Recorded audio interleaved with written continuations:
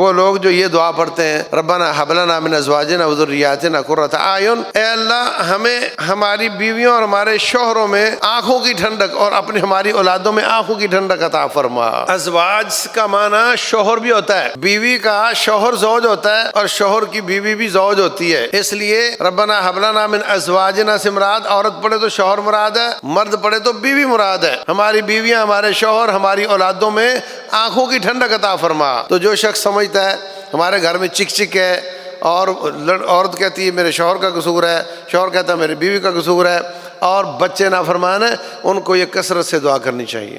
ابراہیم علیہ السلام کو اللہ نے فرمایا انی جاعلک للناس اماما، میں آپ کو امام بنانے جا رہا ہوں، فوراً کہتے ہیں ومن ذریتی، یا اللہ میری اولاد کو بھی بنا۔ تو اولادوں کے لیے دعائیں کرنا یہ ابراہیم علیہ السلام کی سنت ہے۔ اسلامک اسکالر فضیلت الشیخ مفتی محمد یوسف تیبی حفظہ اللہ تعالی، فاضل مدینہ یونیورسٹی، خطیب مرکز اقصی، جی ٹی روڈ، گجرانوالہ۔ آج کے پارے میں 19ویں پارے میں سورہ فرقان ہے۔ اللہ تبارک و تعالی فرماتے ہیں بابرکت ہے وہ ذات جس نے فرقان کو نازل کیا اپنے بندے پر تاکہ وہ سارے جہانوں کو ڈرانے والا بنے۔ اپنے بندے پر فرقان نازل کیا، اسی وجہ سے سورت کا نام فرقان ہے۔ اپنے بندے پر فرقان نازل کیا تاکہ وہ سارے جہانوں کو ڈرانے والا بنے، سارے جہانوں۔ حضرت موسیٰ علیہ السلام کے بارے میں فرمایا وَجَعَلْنَاهُ هُدًى لِبَنِي اسرائیل، ان کو ہم نے بنی اسرائیل کے لیے ہدایت کا ذریعہ بنایا۔ اور ہمارے نبی کے بارے میں فرمایا تاکہ وہ سارے جہانوں کو ڈرانے والا بنے۔ تو آپ کی نبوت وہ کسی بارڈر کے اندر محدود نہیں ہے، پوری زمین کے لیے ہے، جن و انسان کے لیے ہے، اور قیامت تک کے لیے ہے۔ اللہ تبارک و تعالی زمین و آسمان کا بادشاہ ہے، اس کا کوئی بیٹا نہیں، اس کا کوئی شریک نہیں۔ وہ لوگ جن کو تم شریک بناتے ہو لا یخلقون شیئا وہم یخلقون، وہ کچھ بھی نہیں بنا سکتے بلکہ ان کو بنایا گیا ہے، وہ خالق نہیں مخلوق ہیں۔ ولا یملکون لانفسہم نفعا ولا ضرا ولا نفعا، وہ اپنے نفع نقصان کے بھی مالک نہیں ہیں۔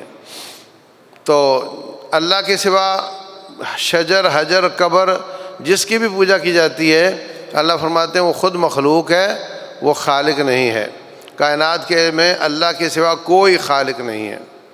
اس وجہ سے جو اللہ تعالیٰ کے ایسے نام ہیں جو اور کسی کو وہ خوبی کسی اور میں نہیں ہے، تو وہ نام مخلوق کا عبد کے بغیر نہیں رکھنا چاہیے اور نہ پکارنا چاہیے۔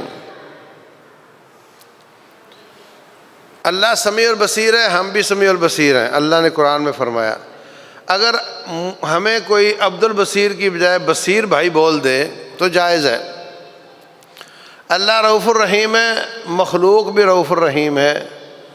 اگر کوئی کسی کو عبد الرؤوف کی جگہ رؤوف بول دے، رحیم کی جگہ عبد الرحیم کی جگہ رحیم بول دے تو جائز ہوگا، لیکن وہ نام جو رب کا خاصہ ہیں ان میں عبد کے بغیر بولو گے تو وہ غلط ہو جائے گا۔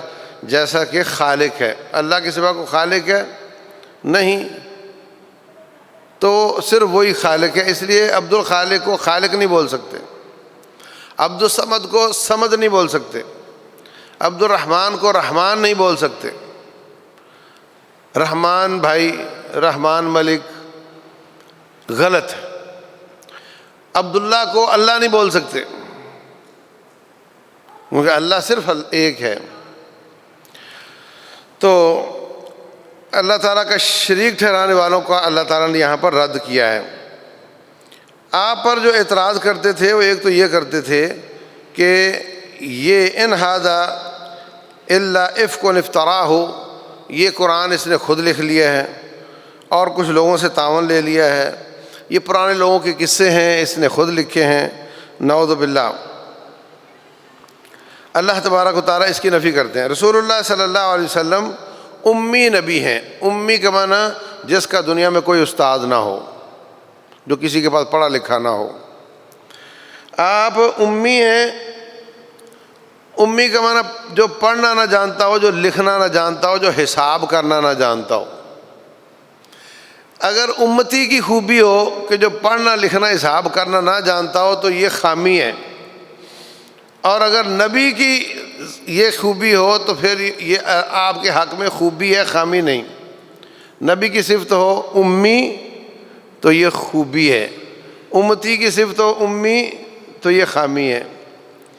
رسول اللہ صلی اللہ علیہ وسلم نے فرمایا الشہر ہاکذا و ہاکذا و ہاکذا نحن امۃ امیہ لا نکتب ولا نحسب، ہم تو بھی ان پڑھ لوگ ہیں، نہ ہمیں لکھنا آتا ہے نہ ہمیں حساب کرنا آتا ہے۔ یہ دیکھو مہینہ اس طرح ہوتا ہے 10 10 10، اگلی بار فرمایا مہینہ یوں ہوتا ہے الشہر ہاکذا و ہاکذا، اور انگوٹھا فولڈ کر کے وہ ہاکذا 29 کا ہوتا ہے۔ تو بعض لوگوں کو اعتراض ہے کہ نبی صلی اللہ علیہ وسلم کو امی کیوں کہا؟ تو اللہ نے خود کہا اذ بعث فی الامیین رسولا، اور ان کے حق میں اس لیے خوبی ہے کہ ظالم اعتراض کرتے تھے کہ انہوں نے قرآن خود لکھا ہے، جب ان کو لکھنا ہی نہیں آتا تو ان کا اعتراض باطل ہو جاتا ہے۔ جب ان کو لکھنا پڑھنا نہیں آتا تو ان کا اعتراض سرے سے ختم ہو جاتا ہے۔ پھر کہنے لگے نبی تو وہ ہوتا ہے جس کے باغات ہوں، جس کے پاس فرشتے آئیں۔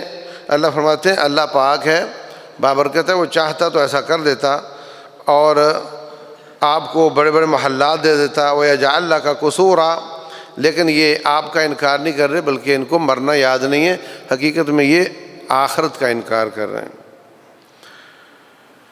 آپ اگر انسان ہیں تو اس میں اچنبے کی کیا بات ہے؟ آپ سے پہلے جتنے نبی آئے سارے انسان تھے۔ وَمَا أَرْسَلْنَا قَبْلَكَ مِنَ الْمُرْسَلِينَ إِلَّا إِنَّهُمْ لَيَأْكُلُونَ الطَّعَامَ وَيَمْشُونَ فِي الْأَسْوَاقِ، آپ سے پہلے جتنے بھی نبی آئے ہیں وہ سارے ہی انسانوں کی طرح بازاروں میں چلتے پھرتے تھے اور روٹی کھاتے تھے،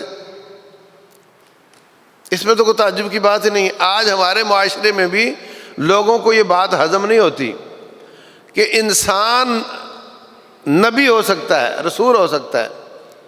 ان کی کوشش ہوتی ہے کہ ان کو نور ثابت کریں، اور وہ بھی رب کے نور کا حصہ ثابت کریں، نعوذ باللہ۔ یہی اشکال مکے والوں کا تھا، کہتے تھے انسان ہے تو نبی کیسے ہو سکتا ہے؟ یہی تو خوبی کی بات ہے کہ انسان ہو کر ساری کائنات سے زیادہ مقام دیا ہے رب ذوالجلال نے ان کو۔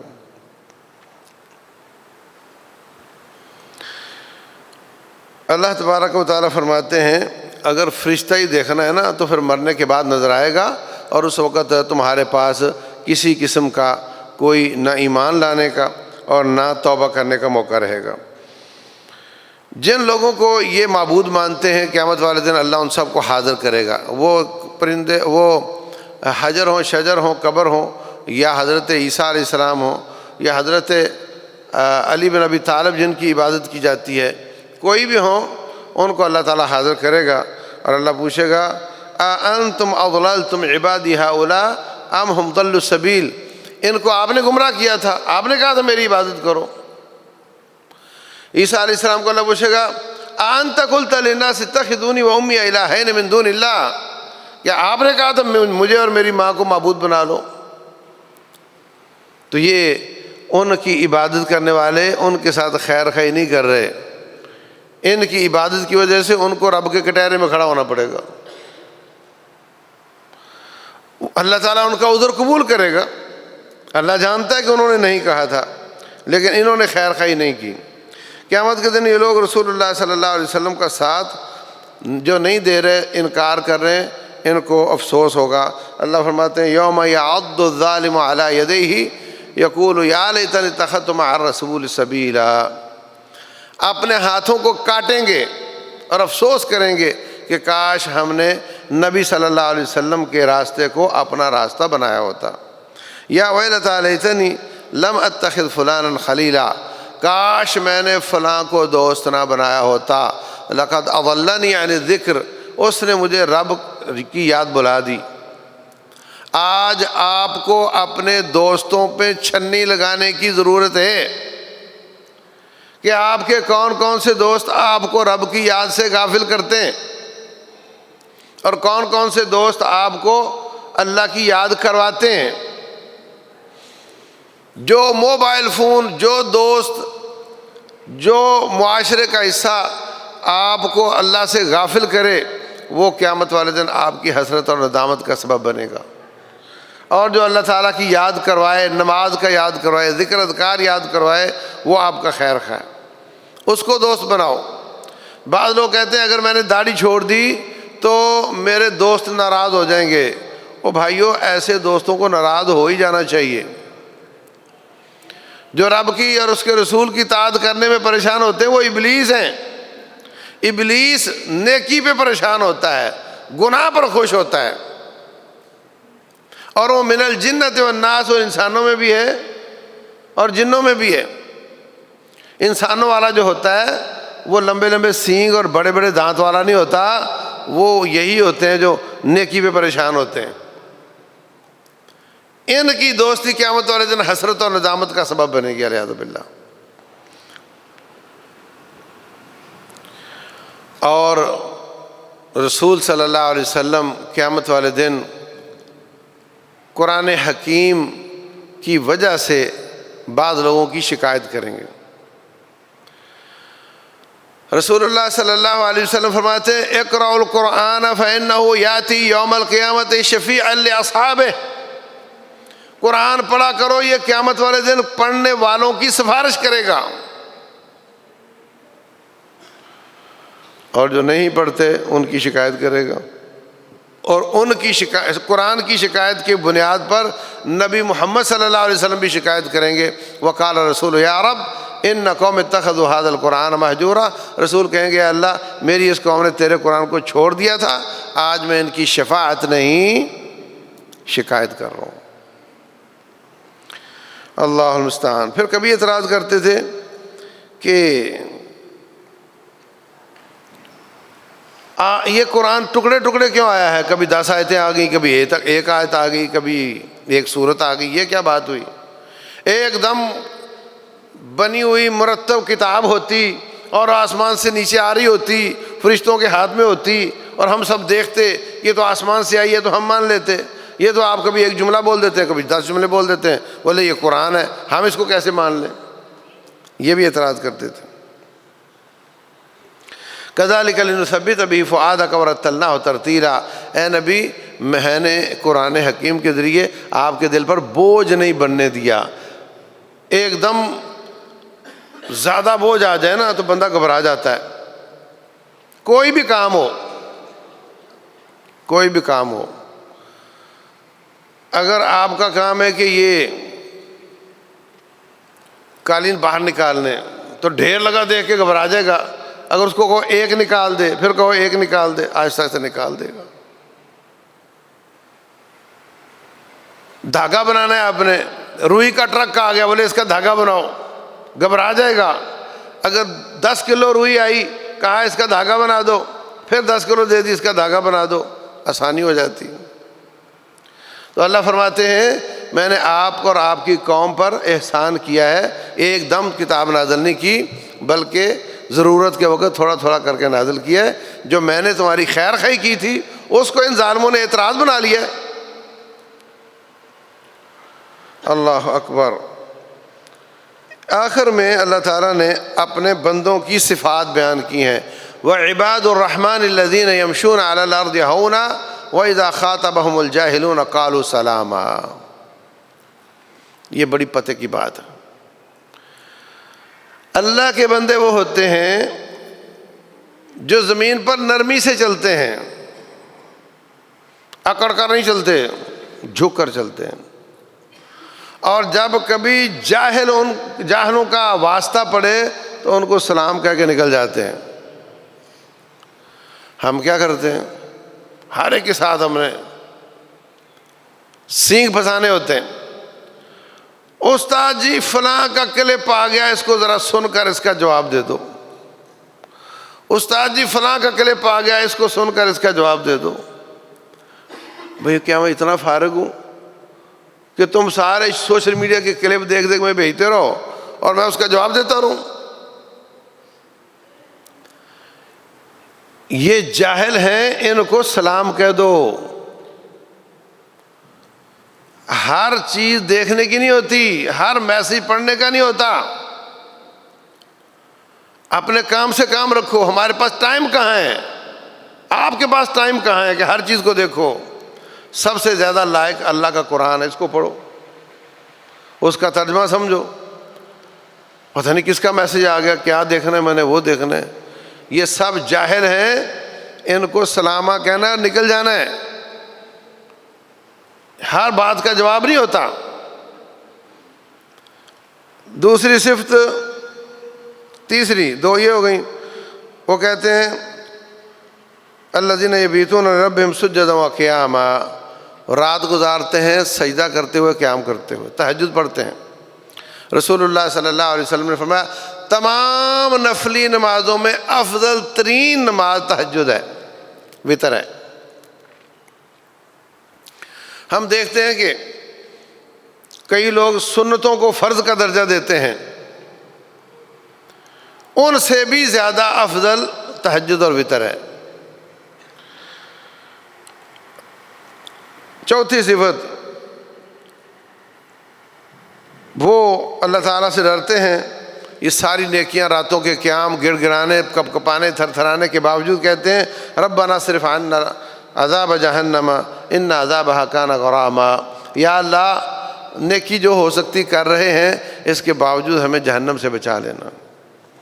وہ اپنی نیکیوں پر اتراتے نہیں کہ میں اتنا نیک ہوں، اب تو میرا حق بنتا ہے میں جہنم سے بچ جاؤں، جنت میں چلا جاؤں. ایسا نہیں ہے.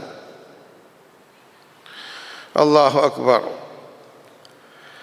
اگلی صفت یہ ہے کہ وہ مال خرچ کرتے ہوئے افراط و تفریط سے بچتے ہیں.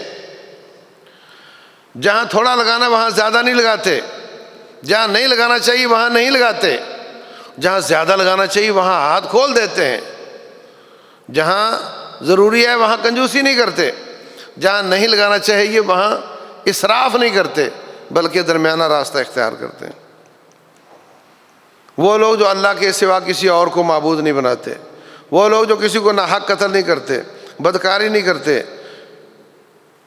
اور کسی جھوٹ میں شریک نہیں ہوتے، کسی بیہودہ کام میں نہیں جاتے، فضول کام. بہت تکلیف دہ بات ہے کہ جب سے یہ موبائل آیا ہے اس سے بچنا بڑا ہی مشکل ہو گیا. میرا اکاؤنٹ فیس بک کا کوئی اور چلا رہا ہے، ٹویٹر کا بھی کوئی اور چلا رہا ہے. میرے کئی دفعہ اس میں انہوں نے ڈال کر دیا، میں نے کاٹ دیا اس کو. اب واٹس ایپ پر سوالوں کے جواب دیتا ہوں، 13-14 گروپ ہیں، اس میں پورا نہیں اترا جاتا. تو یہ اذا مروا باللغو مروا کراما، یہ جو فضول کام ہے اور لغویات ہیں، بیکار کام ہے، ان سے بچنا بہت مشکل ہو گیا. اگر بچنا ہے تو اس کو اپنی ضرورت کی حد تک رکھو، یا 24 میں سے 1 گھنٹہ آدھا گھنٹہ خاص کر لو، اس میں نے میسیج دیکھنے، اس کے بعد میں اس کو نہیں کھولنا. یہ کرو گے تو بچ جاؤ گے، ورنہ یہ بہت زندگی برباد کر رہا ہے. زندگی کس چیز سے بنتی ہے؟ سالوں سے، مہینوں سے، گھنٹوں سے. اسی کو تو کھا رہا ہوتا ہے یہ. وہ لوگ جو جب ان کو اللہ کی آیات سنائی جاتی ہیں اس پر گونگے اندھے بہرے ہو کر نہیں گرتے، بلکہ ان کو اچھی طرح سمجھتے ہیں اور اس پر عمل کرنے کی کوشش کرتے ہیں. ہمارے یہاں کیا چلتا ہے؟ ہمارے یہاں چلتا ہے قاری صاحب تلاوت کر رہے ہیں جناب، اور تلاوت کرتے کرتے کہہ رہے ہیں ہاں مجھے میری ستائش کرو، مجھے اچھا کہو. وہ کہہ رہے ہیں وہ جو ظالم ہے وہ جہنم میں جائیں گے، ہمیشہ رہیں گے. لوگ کہتے ہیں سبحان اللہ سبحان اللہ. یہ ہیں اندھے گونگے بہرے ہو کر آیات پر گرنے والے، پتہ ہی نہیں رب کیا کہہ رہا ہے، اور بولے سبحان اللہ. مدینہ طیبہ میں ہمارے استاد ہیں عبد المحسن العباد حافظہ اللہ، بزرگ ہو گئے ہیں. تو وہ یہی باتیں کر رہے تھے. تو ایک طالب علم کہتا ہے کہ شیخ صاحب ان کو قرآن کی سمجھ آ رہی ہوتی ہے اور وہ اس وجہ سے سبحان اللہ کہہ رہے ہوتے ہیں.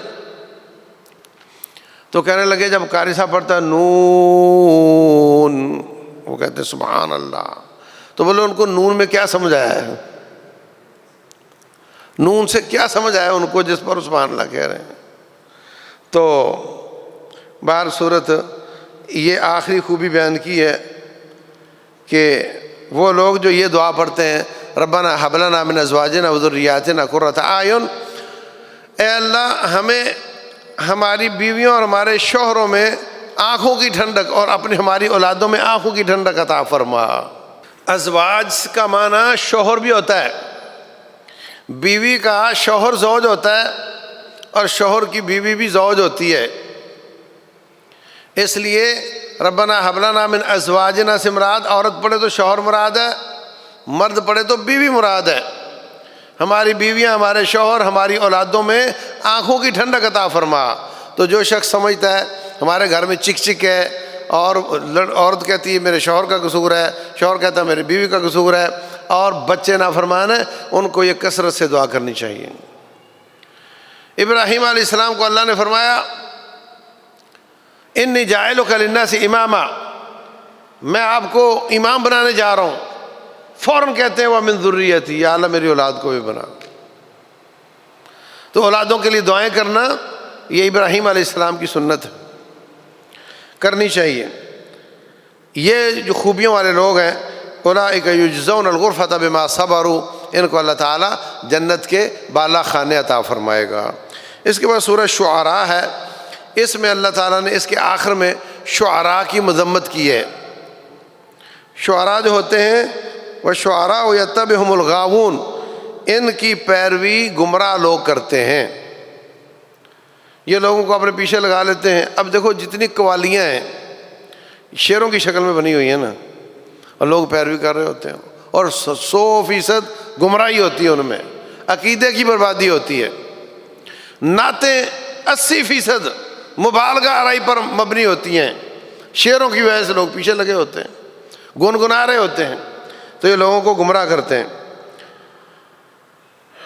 شروع میں اللہ تبارک و تعالیٰ اپنے نبی کو تسلی دیتے ہیں لعلک باخع نفسک الا یکونوا مؤمنین، اے نبی آپ اپنے آپ کو ہلاکت میں ڈال لیں گے کہ یہ مسلمان کیوں نہیں ہوتے.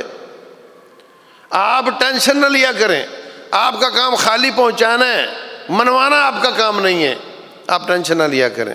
تو شروع میں اللہ تعالیٰ نے تسلی دی ہے، اور اس کے بعد یہ بھی تسلی ہی ہے کہ سابقہ انبیاء کے قصے بیان کر کے کہ آپ کے ساتھ تو کچھ بھی نہیں ہوا، سابقہ نبیوں کے ساتھ دیکھو کیا کچھ ہوتا رہا ہے.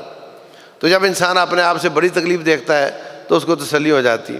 تو اس کے بعد اللہ تعالیٰ نے سابقہ انبیاء کا ذکر کیا ہے، اور ان میں سے جو فرعون کے ساتھی جادوگر آئے تھے ان کا قصہ بیان کیا ہے، اور حضرت موسیٰ علیہ السلام کا معجزہ دیکھ کر وہ سجدے میں گر گئے اور انہوں نے اسلام قبول کر لیا. تو یہ بیان کر کے بھی اللہ تعالیٰ بتاتا ہے کہ ابھی 1 گھنٹہ پہلے فرعون سے کہہ رہے تھے اَإِنَّ لَنَا لَأَجْرًا إِن كُنَّا نَحْنُ الْغَالِبِينَ، اگر ہم غالب آگے تو کیا دو گے. یعنی پیسے کے پجاری تھے، اور ابھی ایک معجزہ دیکھا مسلمان ہوئے، اب جان ہارنے کے لیے تیار ہو گئے. تو ایمان قربانی پر ابھارتا ہے اور کفر لالچ پر ابھارتا ہے. ابراہیم علیہ السلام کا قصہ ہے جو پہلے بھی ہم بیان کر چکے ہیں باقی انبیاء کا. اور اس کے بعد اللہ تعالیٰ فرماتے ہیں یہ قرآن رب نے نازل کیا ہے، روح الامین لے کر آئے ہیں آپ کے سینے پر تاکہ آپ لوگوں کو ڈرانے والے بنیں، اور یہ عربی زبان میں ہم نے نازل کیا ہے. اس کو لے کر شیاطین نہیں آئے اور نہ وہ لا سکتے تھے جس طرح کا مکے والوں کا دعویٰ ہے، ایسا بالکل نہیں ہے. اور جو شعراء ہوتے ہیں ان کی پیروی کرنے والے گمراہ لوگ ہوتے ہیں. آخر میں اللہ تعالیٰ نے اپنے رشتہ داروں کو دین کی دعوت دینے کا حکم دیا ہے اور دعوت کو عام کرنے کا حکم دیا ہے. اور پھر وَلَقَدْ آتَيْنَا دَاوُودَ وَسُلَيْمَانَ عِلْمًا، اس کے بعد سورہ نمل ہے. تو سورہ نمل کا معنی ہوتا ہے چونٹی. چونٹی کی یہ صورت ہے. تو اس میں حضرت سلیمان علیہ السلام کا قصہ ہے. سلیمان علیہ السلام اپنا لشکر لے کر جا رہے تھے تو چیونٹیوں کی امیر نے اپنے لوگوں کو کہا ادخلوا مساکنکم، چیونٹیوں بلوں میں گھس جاؤ، لا یحطمنکم سلیمان و جنودہ، ایسا نہ ہو کہ سلیمان اور ان کا لشکر تمہیں کچل ڈالے، وہم لا یشعرون، اور ان کو پتہ بھی نہ چلے کہ تم کچلی گئی ہو۔ وہ چیونٹی کتنا ایک دور ہوگی، مطلب اگر بالکل یہ اوپر پہنچے ہوئے تھے تو پھر تو اس کے اعلان کرنے کا فائدہ ہی نہیں ہے۔ کوئی 1-2 منٹ ہوں گے نا گنجائش کہ وہ اپنی بلوں میں گھس جائیں، مطلب 2-3 منٹ کے فاصلے پر وہ چیونٹی ہوگی جس نے اعلان کیا ہوگا۔ تو 2-3 منٹ کے فاصلے، 2 منٹ میں تو انسان سڑک پہ پہنچ جاتا ہے۔ اتنی دور سے اس کی آواز سلیمان علیہ السلام نے سنی اور سمجھی اور ہنسنے لگ گئے۔ اس کا مطلب یہ ہے کہ بے شمار آوازیں ہمارے فضا میں ہیں جو ہم نہیں سن سکتے۔ رسول اللہ صلی اللہ علیہ وسلم فرماتے ہیں قبر والوں کے عذاب اور ان کی چیخیں اللہ تعالیٰ نے انسانوں کو نہیں سنائی، جانور سن لیتے ہیں۔ اگر ہم سن لیں تو ہم مردوں کو قبرستان میں لے جانا چھوڑ دیں۔ تو یہ اللہ تبارک و تعالیٰ کا پردہ ہے، کوئی آوازیں ہمیں سناتا ہے، کوئی ہمیں نہیں سناتا، کوئی چیز ہمیں دکھاتا ہے، کوئی ہمیں نہیں دکھاتا۔ اور یہ بھی اللہ تعالیٰ کی بہت بڑی نعمت ہے، اگر ہر چیز ہمیں سنانے لگ جائے تو ہم سو ہی نہ سکیں۔ یہ موبائل فون ہے، ان کے ٹاور آ جا رہے ہیں، نیٹ ہے، انٹرنیٹ ہے، سب ہمیں پتہ ہی نہیں چلتا۔ تو انسان کا علم محدود ہے۔ تو سلیمان علیہ السلام، ان کو اللہ تبارک و تعالیٰ نے جانوروں کی بولیاں سکھائی تھیں، جانوروں کی بولیاں ان کو یاد تھیں، وہ بات سمجھ لیتے تھے، اور وہ باقاعدہ حاضری لیتے تھے سب کی، ادھر آؤ فلاں حاضر ہے، لبیک لبیک لبیک۔ اللہ تعالیٰ سمندر میں ہوا چلاتا تھا جدھر وہ چاہتے تھے۔ 1 مہینہ ادھر کو جا رہی ہے، تمام کشتیاں بغیر انجن کے تیزی سے جا رہی ہیں، مال ادھر جا رہا ہے۔ اب تجارت کا مال ادھر سے خرید کر واپس لانا ہے، اللہ تعالیٰ اگلے مہینے ادھر کی ہوا چلا دیتا تھا، تیز ہوا، اور سب کشتیاں تیزی کے ساتھ جا رہی ہیں۔ اور اللہ تعالیٰ نے ان کو جنوں پر بھی حکومت دی تھی۔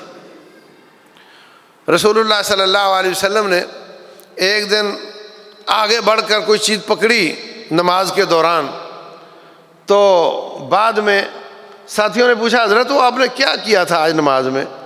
کہنے لگے وہ ابلیس تھا، ایک شیطان تھا، میرے آگے سے گزرنے لگا، میں نے اس کو پکڑ لیا یہاں سے، اور جب میں نے دبایا نا اس کو تو اس کی زبان باہر نکلی اور میرے ہاتھ پہ مجھے ٹھنڈک محسوس ہوئی۔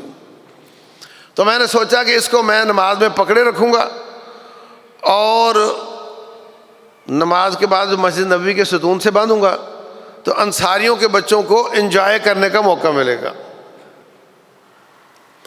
پھر مجھے یاد آیا کہ میرے بھائی سلیمان نے دعا کی تھی وَهَبْ لِي مُلْكًا لَا يَنبَغِي لِأَحَدٍ مِّن بَعْدِي إِنَّكَ أَنْتَ الْوَهَّابُ، یا اللہ مجھے ایسی حکومت دے جو میرے بعد کسی کو نہ ملے۔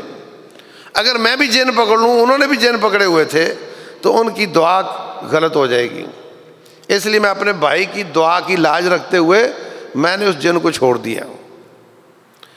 تو اس کا مطلب ہے کہ جن نظر آ سکتے ہیں، تبھی تو انجوائے کرنا تھا نا انہوں نے، اور نبی صلی اللہ علیہ وسلم کو بھی نظر آ گئے۔ اس کا مطلب ہے کہ جنوں کو پکڑا بھی جا سکتا ہے، مطلب یہ اس قابل ہے کہ ان کو پکڑا جا سکے، پکڑنا نہیں چاہیے مگر اس قابل ہیں۔ تو سلیمان علیہ السلام جنوں پر حکومت کرتے تھے اور ان کو کام پہ لگاتے تھے، چلو سمندر سے ہیرے نکالو، چلو پتھر اٹھا کے لاؤ، مزدوریاں لیتے تھے ان سے۔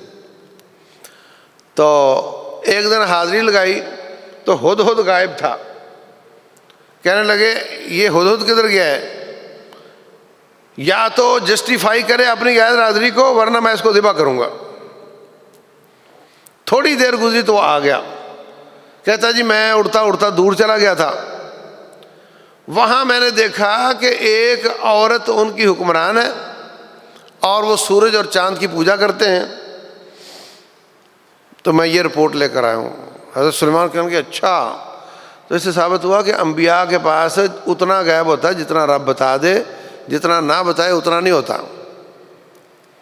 کہنے لگے یہ لے جا میرا خط جا کر پھینک کر آ گیا۔ اس میں تھا اللہ تعالی علیہ واتونی مسلمین، تکبر نہ کرو اور بندے کے پتر بنو اور اچھے بچے بن کے میرے پاس آ جاؤ، آ کے طاعت گزار بن جاؤ۔ کہنے لگی وزیروں کو میرے پاس ایک لیٹر آیا اس طرح کا، کیا کرنا چاہیے؟ کہنے لگے ہم جو کہیں گے کر گزریں گے، آپ کہہ کر تو دیکھو، قدم بڑھاؤ، ہم تمہارے ساتھ ہیں۔ وہ کہنے لگی یہ کوئی آسان کام نہیں ہے، جب بادشاہوں پہ حملہ کرتے ہیں نا تو تہس نہس کر دیتے ہیں۔ میں پہلے ایک چال چلتی ہوں، ان کو ہدیے تحفے بھیجتی ہوں، ہدیے تحفے آ گئے۔ حضرت سلیمان کہنے لگے یہ کیا لائے ہو؟ میرے پاس اس سے اچھے موجود ہیں، اور اچھے بچے بنو اور واپس آ جاؤ سارے۔ وہ گئے تو کہنے لگے کہ بلقیس کا تخت کون لے کر آئے گا؟ ایک بہت بڑا جن تھا، کہتے جی جب تک آپ اپنی مجلس برخاست کرتے ہیں نا، گھنٹہ ڈیڑھ گھنٹہ میں لے آتا ہوں۔ یمن سے فلسطین لانا تھا، اور یہ بنتا ہے تقریباً 2500 کلومیٹر، 2500 کلومیٹر۔ دوسرا اٹھا جس کے پاس کتاب کا علم تھا، وہ کہتا ہے جی آپ آنکھیں بند کریں، کھولیں تو وہ موجود ہوگا۔ اور ایسا ہی ہوا۔ بعض لوگ سمجھتے ہیں کہ وہ کتاب کا علم اس طرح کا تھا جس وجہ سے ایسا ہوا، اس کی کوئی وضاحت نہیں ہے، یہ تو اس کی نشانی تھی جو ان میں سے پڑھا لکھا تھا، اس نے یہ کہا۔ تھے دونوں ہی جین بظاہر۔ تو جہاز کیپسول کی طرح ہوتا ہے اور پھر بھی اتنا شور کرتا ہے جب ہوا کو پھاڑتا ہے، اور جو تخت تھا وہ بے ڈھنگا سا ہوگا، کیپسول کی طرح کا تو نہیں ہوگا، اور وہ فضا میں کتنی تیزی سے آیا اور کتنی آواز پیدا ہوئی اور کیا ہوا اللہ ہی جانتا ہے۔ بہر صورت اس نے کہا کہ اس کے یہ جو نا کنگرے شنگرے توڑ دو اور اس کو سادہ سا بنا دو، بنا دیا۔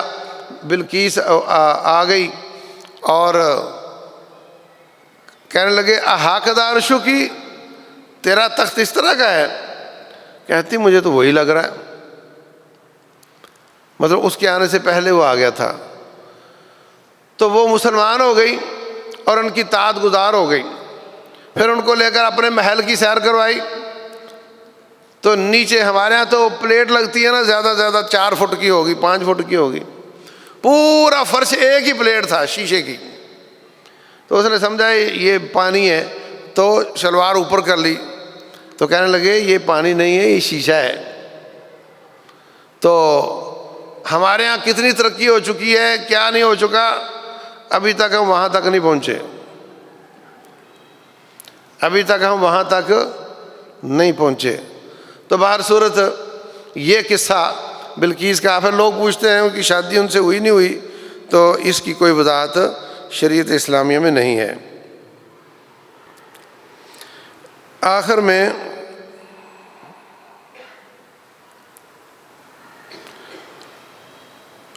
یہی قصہ اس میں بیان ہوا اور پارہ ختم ہو جاتا ہے۔ اس قصے سے ثابت ہوتا ہے کہ انبیاء کے پاس علم اتنا ہی ہے جتنا رب دے دے، اور یہ بھی ثابت ہوتا ہے کہ جنوں کی کیا کیفیت ہے، ان کو پکڑا بھی جا سکتا ہے، بند بھی کیا جا سکتا ہے، اور ان سے کام بھی وہ لیتے تھے۔ ہماری امت کے لیے منع ہے، جو شخص جنوں کو پکڑتا ہے یا ان سے کام لیتا ہے، پھر جن کسی مفاد کے بغیر کام نہیں دیتے اور پھر اس سے الٹے سیدھے کام کرواتے ہیں، اسی کو ہی جادو کہتے ہیں۔ تو ہمیں اس سے بچنا چاہیے۔ اور جو کہے کہ جی اتنے یہ لکیریں مارنی ہیں اور اس میں ہندسے لکھنے ہیں، جو بھی تعویذ جس میں کچھ سمجھ نہ آ رہی ہو وہ بھی غلط ہے، اور جس میں سمجھ آ رہی ہو مگر وہ غیر اللہ سے مدد مانگی گئی ہو، یا جبریل یا میکائیل وغیرہ وغیرہ، وہ بھی شرک ہے۔ اگر قرآن کا تعویذ ہو تو وہ شرک نہیں مگر وہ بھی غلط ہے، کیونکہ صحابہ اکرام نے یہ کام نہیں کیا ہے۔ قرآن حکیم پڑھو، قرآن حکیم کو اس کا دم کرو، گھر میں چلاؤ، ہر قسم کے شیطانوں کی شرارت ختم ہو جاتی ہے۔ میں نے ایک دم مرتب کیا ہوا ہے اور وہ میں لوگوں کو بھیجتا ہوں، ہزاروں کی تعداد میں پرنٹ ہو کر بھی بڑھ چکا ہے اور واٹس ایپ پر بھی شیئر ہو چکا ہے، اور آج تک شکایت نہیں کہ کسی کا مسئلہ حل نہ ہوا ہو۔ یہ چکر بازیاں اور کپڑے ماپنے اور یہ پتہ نہیں کیا کیا شعبدہ بازیاں، ان سے بچنا چاہیے، بلکہ اللہ کے قرآن کا دم کرو اور اس کا پانی چھڑکو، پانی پیو، انشاءاللہ آپ کو ہر قسم کی عافیت مل جائے گی۔ اور جو دعویٰ کرتے ہیں ہم نے موکل پکڑے ہوئے ہیں، وہ سلیمان علیہ السلام کی اس دعا کی مخالفت کرتے ہیں جو کہ گناہ ہے۔ واللہ اعلم، وصلی اللہ وسلم وبارک علی نبینا محمد۔